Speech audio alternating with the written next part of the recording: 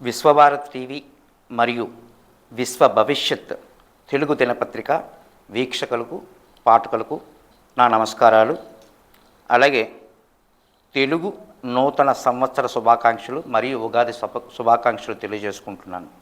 ముందుగా మేషరాశి వారి ఫలితాలు ఈ సంవత్సరంలో ఎలా ఉంటాయో అనేది తెలుసుకుందాం. ఈ మేషరాశిలో అశ్విని 4 పాదాలు, భరణి 4 పాదాలు, కృత్తిక 1వ పాదం ఉంటుంది. సహజంగా ఈ రాశివారి మనస్తత్వం ఎలా ఉంటుందంటే, వీరి ఆలోచనలు చాలా ఎక్కువగా ఉండడం వలన వీరు ప్రాక్టికల్ నేచర్లో రాలేకపోతుంటారు. దీని ద్వారా వీళ్ళు బ్రెయిన్ ఎక్కువగా స్ట్రెస్ అయ్యి మనశ్శాంతిని కోల్పోతుంటారు. సో ఈ రాశివారు ఎప్పుడు కూడా బ్రెయిన్ స్ట్రెస్ చేసే ఆలోచనలు ఎక్కువగా చేయకూడదు. ఈ ఆలోచనలు తగ్గించుకుంటే చాలా మంచిది.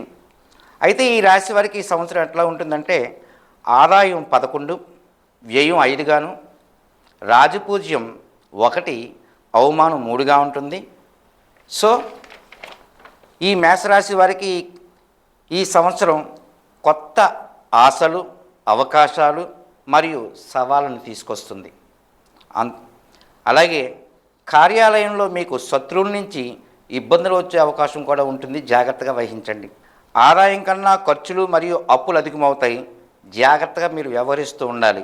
ఆర్థిక పరంగా కొన్ని సమస్యలు వచ్చే అవకాశం ఉంది. ఆలోచించి ఆర్థిక పరమైన నిర్ణయాలు తీసుకుంటే చాలా మంచిది. మే నెల నుంచి మీ ఆర్థిక పరిస్థితి కొంచెం బాగుంటుంది. కెరీర్ పరంగా చూస్తే మంచి ప్రయోజనాలు ఉంటాయి. వ్యాపారంలో మీ సోదరుల నుంచి మంచి మద్దతు కూడా లభిస్తుంది. ఉద్యోగులకు కూడా ప్రమోషన్ వచ్చే అవకాశాలు ఉన్నాయి కాబట్టి ప్రయత్నాలు చేసుకోండి. ముఖ్యంగా మీ తల్లిదండ్రుల యొక్క ఆరోగ్యంపై శ్రద్ధ వహించాల్సి వస్తుంది. ఉగాది తర్వాత మీ కుటుంబ జీవితం చాలా బాగుంటుంది. ఆరోగ్యపరంగా మెరుగైన ఫలితాలు కూడా వస్తాయి. ఆర్థిక మానసిక ఒత్తిడికి గురయ్యే అవకాశం ఉంది కాబట్టి ప్రతి విషయంలో ఆచి తూచి వ్యవహరిస్తుండండి.